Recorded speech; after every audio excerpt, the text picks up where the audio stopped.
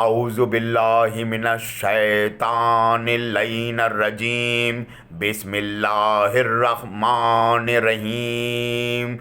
الحمد للہ رب العالمین، الصلاۃ والسلام علی اشرف الانبیاء والمرسلین، خاتم النبیین، طیبین الطاہرین المعصومین المنتخبین المنتجبین المظلومین،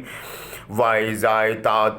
رسول اللہ آلہ الطاہرین مقام ہاشمین صحابہ صدیقین، فقال اللہ تبارک و تعالی فی محکم الکتاب المبین وَهُوَ أَصْدَقُ القائلین، الا لعنۃ اللہ علی القوم الظالمین، منکرین فاسقین غاضبین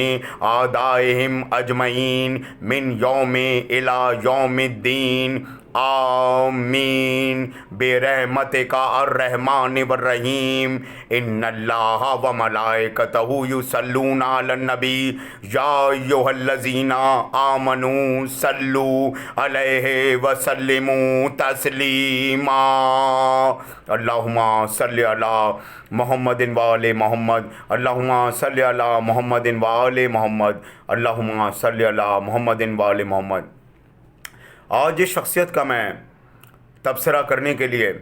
آپ کے روبرو ہوا، یوٹیوب پہ آپ کے آمنے سامنے ہوا، اس کی وجہ ہے کہ بہت ضروری تھا اس شخصیت کا تبصرہ کرنا۔ ان کا نام علامہ جواد نقوی ہے۔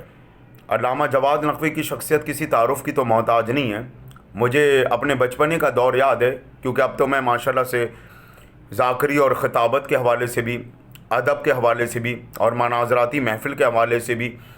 آنا جانا لگا رہتا ہے، لیکن بالخصوص آج میں جس شخصیت کا ذکر کرنے جا رہا ہوں، علامہ جواد نقوی،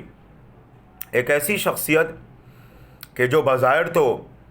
پیغام نبوت و رسالت، پیغام امامت، پیغام ولایت کا اعلان کرتی ہوئی نظر آتی ہے، اور لاہور کے بقول انہی کے ایک طرح سے وفاق المدارس میں سے میں مرکز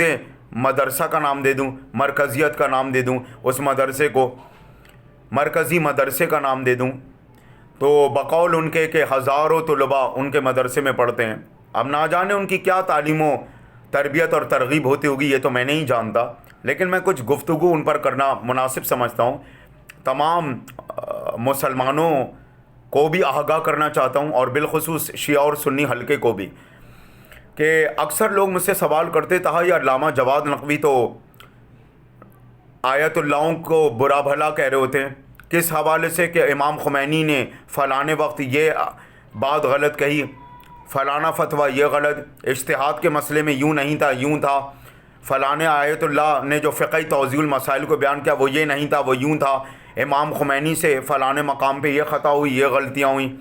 اکثر میں نے یہ دیکھا ہے، خود بھی ان کی میں نے ویڈیو کلپس اکثر اسی قسم کی دیکھی ہیں۔ دوسری بات، ایک اور ظاہر امت مسلمہ میں فقہاء مقدسین، مسالک محجبین کے لوگ مجھ سے سوال کرتے تھا کہ مرکز مذہب حقانیت، حق اور خیر کا پرچار کرنے والا مرکزیت جسے ہم کہتے ہیں مرکز امامت، مرکز ولایت، اس میں تو اتحاد بین المسلمین بھی شیعوں نے بخوبی نبھائی، بڑی بڑی محفل میلاد میں تمام فقہاء کے علماء کو دعوت دی، بڑے بڑے پلیٹ فارم پر سیاسی منہج میں علماء کا ساتھ دیا، مجلس وحدت مسلمین ہو گئی، جعفریہ الائنس ہو گئی، امت مسلمہ کے شانہ بشانہ ساتھ کھڑے ہوئے، یہاں تک کہ سلام ہو علماء اہل سنت پر، ان پر جو کہ علماء خیر اور علماء حق ہیں، حق اور خیر کا پرچار کرنے والے۔ جب بی بی فاطمہ الزہرا سلام اللہ علیہا کے معاملے میں، باغ فدق کے معاملے میں آصف جلالی نے جب توہین کی اور انہیں خطا اور گناہ پر قرار دیا، تو بہت سے علماء اہل سنت بھی میدان میں آئے اور انہوں نے حضرت فاطمہ کا حقیقی معنوں میں دفاع کیا، اپنے فرائض اور ذمہ داریوں کو نبھاتے ہوئے۔ جب شیعوں کا قتل عام ہوا اور بہت سے نازبی قسم کے ملا، زبردستی رافضی کا شور و شرابہ مچانے والے، زبردستی کا بدعتی اور شرکی کا راگ ناپنے والے، اور کافر کافر کہنے والے، واجب القتل کھٹمل کہنے والے، یہاں تک کہ 40 پاروں والا قرآن ہے اور 10 پارے بکری کھا گئی، تو اس قسم کے مولوی علماء جو سڑکوں پہ نوجوان لڑکوں کو لاتے ہیں ہنگامے اور فساد کرنے کے لیے، بہتان الزام تراشی کرنے کے لیے، ان کے حوالے سے بھی اہل سنت کے بہت سے علماء نے صحیح وضاحت و تشریح پیش کی اور ان کی اس فساد اور منافقانہ سوچ کو غلط کہا اور اس کے خلاف نمرد آزما ہوئے، ڈٹے رہے، کھڑے ہو گئے۔ تو بہرحال خیر، ایسے علماء اہل سنت کو بھی سلام جو حقیقی معنوں میں محبان اہل بیت ہیں اور اہل بیت کی اطاعت اور پیروی کے قائل ہیں اور اہل بیت کے مقام مرتبے کے قائل ہیں کہ مقام اہل بیت کیا ہے، اور صحابہ نے خود مقام اہل بیت کو کتنی بڑی فضیلت کے تحت بیان کیا۔ مختلف بہت بڑے بڑے صحابہ نے کثرت سے روایتیں حدیثیں آئیں اہل بیت کی فضیلت پہ اور مناقبت پہ۔ تو مختصر یہ کہ کبھی ذاکروں کو برا بھلا کہنا، اگر ایک ذاکر نے کوئی غلط بات کہہ دی ممبر پہ یا مسند پہ یا غلط کوئی حوالہ دے دیا، تو اس کا یہ مطلب نہیں ہے کہ سارے ہی بڑے سے بڑے ذاکر، بڑے سے بڑے خطیب جو ہیں وہ غلط ہو گئے۔ بلا شبہ ان کی بھی بہت بڑی خدمات ہیں ذاکرین اکبروں کی۔ بہت سے ذاکر تو نماز جنازہ پڑھانے والے بھی رہے، بہت سے ذاکروں نے مدرسوں میں بھی پڑھا، بہت سے ذاکر ایسے بھی رہے ہیں جن کی فن خطابت و فصاحت و بلاغت سے پوری امت مسلمہ نے ان کو بہت سرایا، ان کی بڑی پذیرائی کی۔ پھر اس کے علاوہ بہت سے ذاکر صحیح معنوں میں اہل تشیع کی تشریح کرنے والے، فقہ کے مسائل بیان کرنے کے لحاظ سے بڑی بڑی کتابیں انہوں نے لکھی اور تحریر کی۔ کبھی آیت اللہ کے فلاں فیصلے، اجتہاد کے معاملے، فتاوی مجتہدین کے اوپر ان کے اعتراضات، کبھی امام خمینی کی شخصیت کو نشانہ بنانا، کبھی ذاکروں کو برا بھلا کہنا، کچھ نہیں ملتا تو حقیقی مخلصان، محبان اور مومن صحابہ، رسول اللہ کے وہ صحابہ جو نہ میدان جنگ میں چھوڑ کر بھاگے آقا علیہ الصلوۃ والسلام صلی اللہ علیہ تعالیٰ وآلہ وسلم کو، نہ اہل بیت کے خلاف بغاوت کی، نہ اہل بیت کو نقصان پہنچایا، علیہ السلام کو، آل محمد پاک معصومین طاہرین علیہ السلام کو، نہ اہل بیت کے مقابلے پہ کھڑے ہوئے، نہ اہل بیت کو نقصان پہنچایا، نہ اذیت دی، نہ ایذا دی، نہ ان کے خلاف کوئی مارکہ رائی قائم کی۔ اور بہت ایسے صحابہ کہ جنہوں نے ہمیشہ سے ہر وحی، ہر قرآن کی آیت کا احترام کیا، نہ انہوں نے قرآن میں کوئی نعوذ باللہ کوئی عیب تلاش کیا۔ تو جو حقیقی مخلص صحابہ ہیں ان پر بھی میں نے یہ دیکھا، کبھی حضرت حر پہ تنقید ان کی، کبھی حضرت زہرقین کو متنازع بنانا، کبھی حضرت امیر مختار امام کے بہترین جانثار ان کے خلاف الٹی سیدھی باتیں۔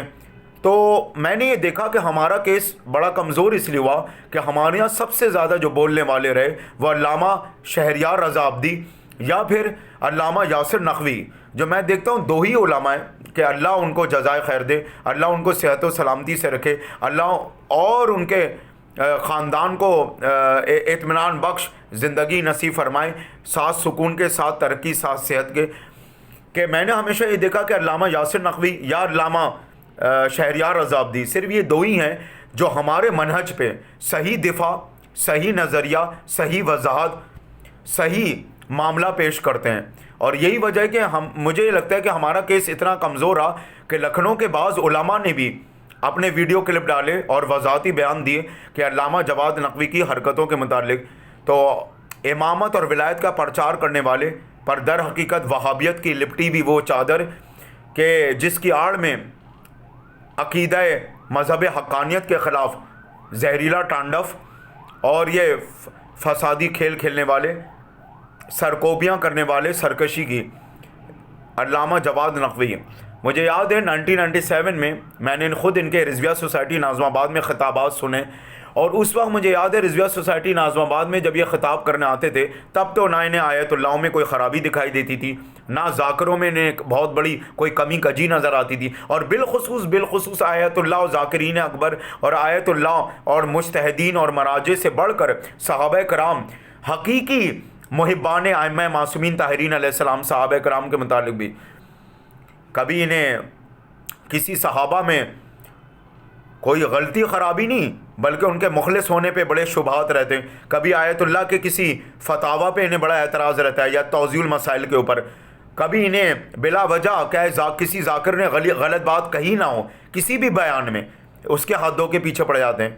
تو اس کا الزام میں مکتبہ دیوبند کو بھی اس لیے نہیں دے سکتا کہ علامہ شبر شرازی، علامہ ثقافت حسین دستکوی، علامہ اسماعیل دیوبندی، کتنے دیوبند کے علماء ہیں جو شیعت کی طرف آئے اور انہوں نے مذہب حق اور خیر کا پرچار ویسے ہی کیا. تو اگر میں یہ کہوں کہ جمعہ 8 دن ہوئے انہیں مکتبہ دیوبند چھوڑے ہوئے، تب تو یہ سمجھ میں آتا ہے کہ میں بلا وجہ سابقہ ان کے مکتب پہ الزام لگا دوں. اب ان کی مرضی ہے، جہاں جائے جا سکتے ہیں. اپنے مدرسے کا حوالہ دیتے تو باقی مدرسوں میں کوئی جھائل جھپٹ لوگ نہیں ہیں، وہ بھی شریعت کے معاملات، سنت، حدیث، قرآن، فقہ، منطق، فلسفہ، نجوم سب کچھ جانتے ہیں اچھی طرح. اور صرف انہی کا واحد مدرسہ نہیں ہے جس میں کافی لوگ پڑھ رہے ہیں. نہ جانے شیعوں میں کتنے بڑے بڑے مدرسے ہیں، بڑی بڑی مساجد ہیں، بڑی بڑی لائبریریاں ہیں، بڑے بڑے احاطے ہیں، بڑے بڑے ادارے ہیں جو بہت سے علماء چلا رہے ہیں، بہت سے ذاکرین چلا رہے ہیں، خطباء چلا رہے ہیں. اب رہی بات ان کی کہ اگر انہیں شیعت میں آج اتنی خرابیاں دکھائی دے رہی ہیں، اور بقول ان کے کہ خلفائے ثلاثہ کے دور میں بڑے بہترین انتظامی امور انہوں نے چلائے، بڑے فیصلہ کن مسائل حل کیے، تو پھر مجھے ایک بات کا جواب دے دیں علامہ جواد نقوی، مشاجرات صحابہ جب بہت سے فقہا میں بیان کرنا حرام نہیں ہے اپنی عوام کے آگے، ممنوع نہیں ہے، تو سوال یہ مشاجرات صحابہ کچھ فقہا نے حرام قرار کیوں دیا؟ اپنی عوام کو غفلت میں رکھنے کے لیے، اور اپنی عوام کو غلط فہمیوں میں مبتلا کرنے کے لیے، اور زمانے کے خلفشار میں بڑھتی ہوئی منافقت میں مبتلا اور شکار کرنے کے لیے. مشاجرات صحابہ. پھر یہ بھی تو آپ بتا دیں علامہ جواد نقوی کہ شیعوں میں کتنی بڑی سمندر صحابہ ہوتی ہے، عظمت صحابہ، ذکر صحابہ اور محفل صحابہ کے تحت. صحابہ کربلا، صحابہ صفین، صحابہ نہروان، صحابہ بدر، صحابہ جنت البقیع کا بھی حوالہ عالم اسلام بھی دیتا ہے. اس کے علاوہ صحابہ کوفہ نہ جانے کتنی ہوتی ہیں شیعت میں. تو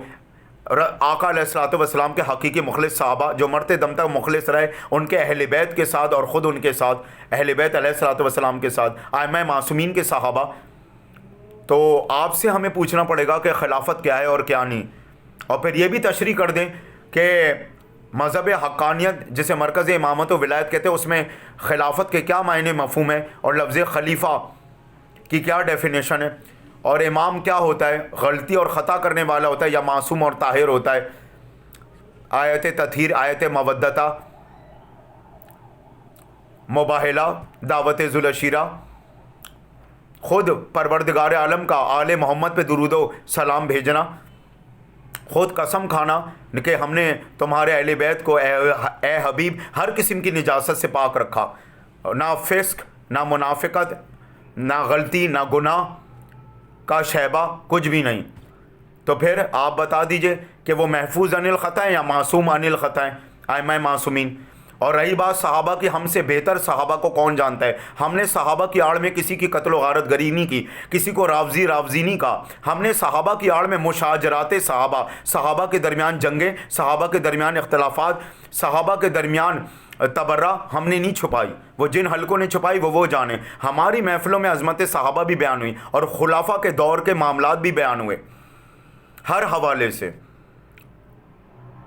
تو بہرحال آپ اپنا محاسبہ کریں. اور اگر آپ کو شیعت میں اتنی خرابیاں دکھتی ہیں، شیعت تو وہ مرکزیت ہے جو اگر ایسا سنی جو شعور رکھنے والا ہے، صحیح تحقیق رکھنے والا ہے، اور وہ بھی مرکز اہل بیت پر آ جائے، امام حسین علیہ السلام کا صحیح اطاعت گزار اور چاہنے والا ہو، امام مہدی علیہ السلام کے حوالے سے منتظر ہو، ائمہ معصومین کو معصوم اور طاہر جانتا ہو اور مانتا ہو اور سمجھتا ہو، اور حقیقت میں اہل بیت کا مقام مرتبہ اور ان کے صحابہ کا اپنے خاندان، اپنے اقربا اور دیگر لوگوں میں عام کرتا ہو، تو ہم تو ایسے سنی کو بھی مومن کہتے ہیں، مولائی کہتے ہیں. اور اگر کوئی شیعہ بھی انتہائی بہت غلط کام کرے غیر شرعی، تو اس کی بھی وہی سزا ہے جو دیگر مسلمانوں کی ہے. اور بے شک اور مسلمان بھی جنت میں جا سکتے ہیں، اس کے اصول اور زاویہ جو مخصوص ہے اور مقرر ہے دین میں کہ کن کن اصول اور زاویے پہ چلے گا تو ظاہر اس کی بخشش و شفاعت ہو سکے گی. تو پھر وہ بھی آپ بتا دیجئے. تو بہرحال خرابیاں نکالنا بڑی آسان ہے. تو اگر آپ کو اتنی خرابیاں دکھتی تھیں تو آپ اس مرکز ہدایت کی طرف آئے کیوں؟ سوال یہ تھا میرا. اور الحمدللہ میں نے تو ایسے دیوبند علماء بھی دیکھے جو اہل بیت کی شان بیان کرتے ہیں، فضیلت بیان کرتے ہیں، مناقبت بیان کرتے ہیں. علامہ طارق جمیل، مفتی طارق جمیل، جنید جمشید مرحوم، علامہ اسماعیل دیوبندی کے مناظرے تو کیا بات ہے. پھر مرکز ولایت میں داخل ہونا، علامہ شبر شرازی صاحب کا دیوبندی عالم دین، قاضی حسین احمد نے ایران کے معاملے میں جب امریکہ نے ہنگامہ آرائی کی اور جب خودکش دھماکہ ہوا تو مسجد علی رضا بھی آئے قاضی حسین احمد، وہاں بھی نماز پڑھی انہوں نے، اور قاضی حسین احمد نے تو ایران کے حق میں بھی نعرے لگائے۔ لبنان، آیت اللہ نصر اللہ نے لبنان کو جو یہودیوں کے چنگل سے آزاد کروایا، تو اس پر بھی آپ دیکھیے کہ کتنا اہل سنت کے علماء اس کی تعریف کرتے بہت سے۔ اور فلسطین میں جو سنی بھائیوں کی مدد و نصرت کی اسلحے کے حوالے سے یا اور دیگر حوالے سے، تو وہ بھی پوری دنیا جانتی ہے۔ اور ہمارا تو کام ہی ہے حق اور خیر پھیلانا، ہم نہ کسی سے زبردستی کی مقابلے بازی رکھتے ہیں، نہ شرنگیزی کسی کے خلاف، نہ دل آزاری۔ تو پہلے آپ اپنا محاسبہ کر لیں، بعد میں فلاں ذاکر میں کیا خرابی ہے، حقیقی مخلصان صحابہ میں کیا خرابی ہے، آیت اللہ میں کیا خرابی ہے، یہ بعد میں آپ نکالیں۔ اختلاف کہاں نہیں ہوتا، اور اختلاف اتفاق میں بھی بدل جاتا ہے، تحقیق و تصدیق کے تحت غور و خوض میں بھی بدل جاتا ہے، اصلاحی عمل میں بھی۔ لیکن اس کا یہ مطلب نہیں ہے کہ آپ اصل مرکز کو ہدایت اور حجت کی نشانہ بنائیں۔ آپ کو اپنا محاسبہ کرنا چاہیے کہ آپ علماء حق و علماء خیر کی فہرست میں آتے ہیں یا علماء سو میں۔ وما علینا الا البلاغ المبین۔